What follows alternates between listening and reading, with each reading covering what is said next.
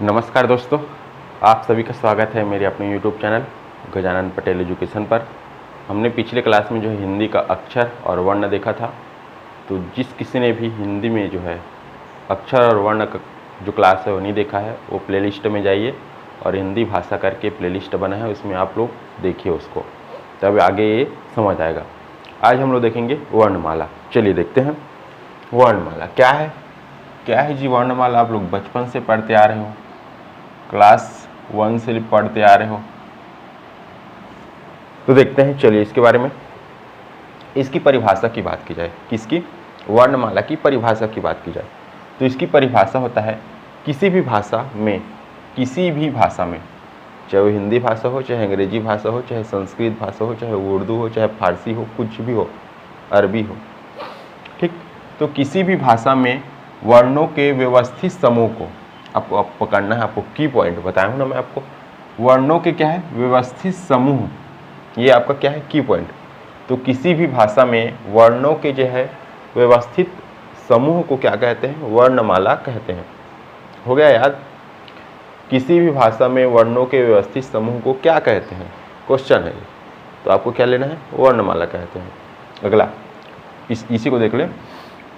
किसी एक भाषा, कोई भी एक भाषा, हिंदी ले लो, या अनेक भाषाओं, बहुत सारी भाषाएं, हिंदी, अंग्रेजी, संस्कृत, उर्दू, फारसी, तो किसी एक भाषा या अनेक भाषाओं को लिखने के लिए, किसके लिए? लिखने के लिए प्रयुक्त मानक प्रतीकों के क्रमबद्ध समूह को क्या कहते हैं? वर्णमाला कहते हैं। आराम से, ठीक।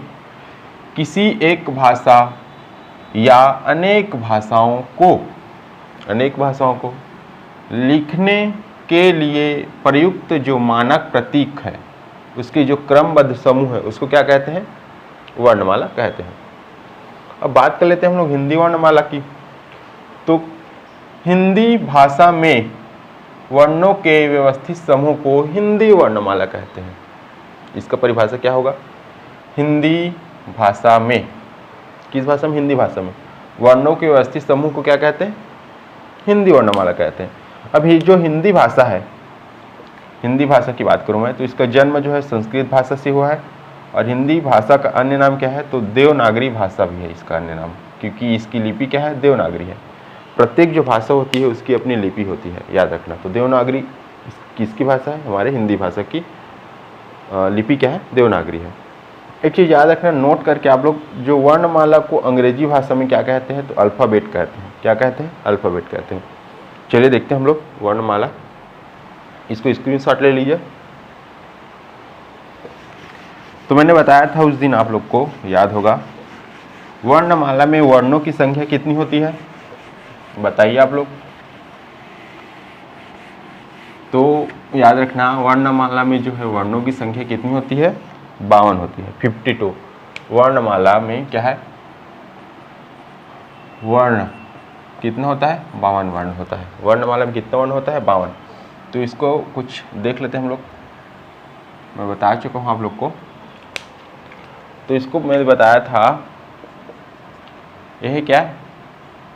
स्वर। फिर क्या? अयोग, वाह। फिर क्या? मूल व्यंजन। फिर क्या बताया था मैं? संयुक्त।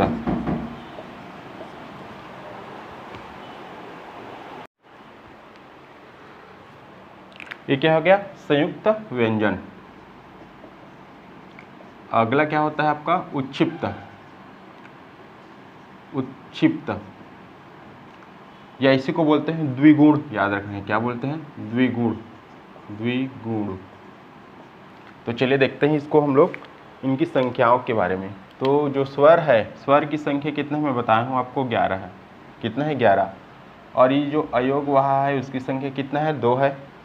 मूल व्यंजन की संख्या कितनी है? 33 है। और ये संयुक्त व्यंजन की संख्या कितना है? 4 है।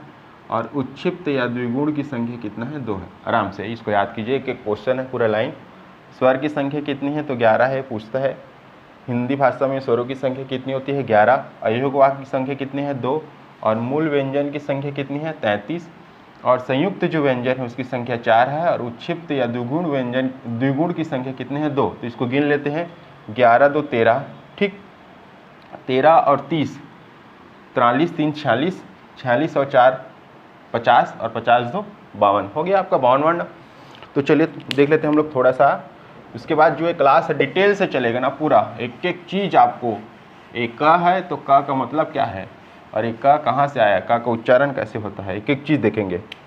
तो सबसे पहले देखते हैं हम लोग ये 2 चीज़ के बारे में।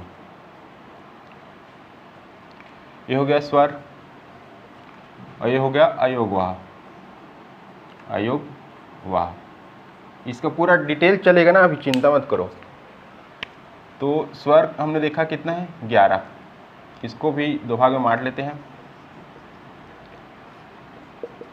एक याद रखना आप लोग, मूल स्वर, क्या मूल, मूल, या इसी को बोलते हैं ह्रस्व, ह्रस्व, ह्रस्व, या इसी को बोलते हैं लघु।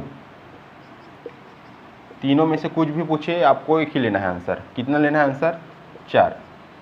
मूल स्वर की संख्या कितनी होती है तो 4, ह्रस्व स्वर की संख्या कितनी होती है 4, लघु स्वर की संख्या कितनी होती है 4। ये क्या है स्वर। अब कौन कौन सा है भाई, तो अ है, ई है, उ है और री है। ये क्या हो गया आपका मूल स्वर, ह्रस्व स्वर या लघु स्वर, कौन सा हो गया 4, क्या अ, ई, उ और री, ठीक। बाकी जो बचा वो क्या है दीर्घ, दीर्घ, दीर्घ स्वर बोलते हैं इसी को, या फिर इसी को बोलते हैं याद रखना गुरु स्वर, क्या गुरु स्वर, या इसी को बोलते हैं संधि स्वर, क्या बोलते हैं संधि। तो हमने देखा दीर्घ स्वर या गुरु स्वर या फिर संधि स्वर, इनकी संख्या कितनी है 7 है। तो हमने क्या देखा, दीर्घ स्वर देखा, गुरु स्वर देखा और संधि स्वर। इसको क्या बोलते हैं, दीर्घ स्वर भी बोलते हैं, गुरु स्वर भी बोलते हैं और संधि स्वर भी बोलते हैं। इनकी संख्या कितनी है 7। तो हमने देखा है आ, ई, उ और री। तो अब देखते जाते हैं इसको। ए क्या आएगा, आ आएगा, आ का बड़ा रूप क्या है आ। उसी प्रकार ई का बड़ा रूप क्या आएगा, ई आएगा, ठीक। फिर उ का बड़ा रूप क्या आएगा, इधर उ आएगा।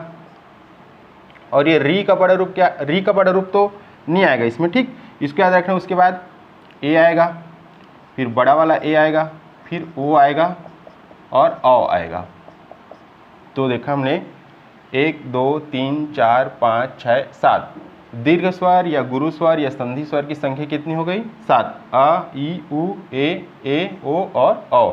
अब चलिए इसको देख लेते हैं हम लोग अयोगवाह को। तो अयोगवाह की संख्या याद रखना 2 होता है। अयोगवाह की संख्या कितना होता है 2। कौन कौन सा होता है अयोगवाह, तो अयोगवाह में याद रखना आपको अंगा लेना है और क्या लेना है आहा लेना है, ठीक। ये हो गया अयोगवाह, ठीक। नेक्स्ट वीडियो में हम लोग और इसके आगे देखेंगे। तो आज इतना रखते हैं। आप सभी का थैंक यू। और मेरे चैनल को क्या कीजिए, लाइक कीजिए, मेरे चैनल को सब्सक्राइब कीजिए, वीडियो को लाइक कीजिए और दोस्तों के साथ ज़्यादा से ज़्यादा शेयर कीजिए। और इसका अगर आपको PDF चाहिए तो मेरे टेलीग्राम चैनल से जुड़िए। टेलीग्राम चैनल का नाम है गजानन पटेल एजुकेशन, ठीक है दोस्तों, थैंक यू।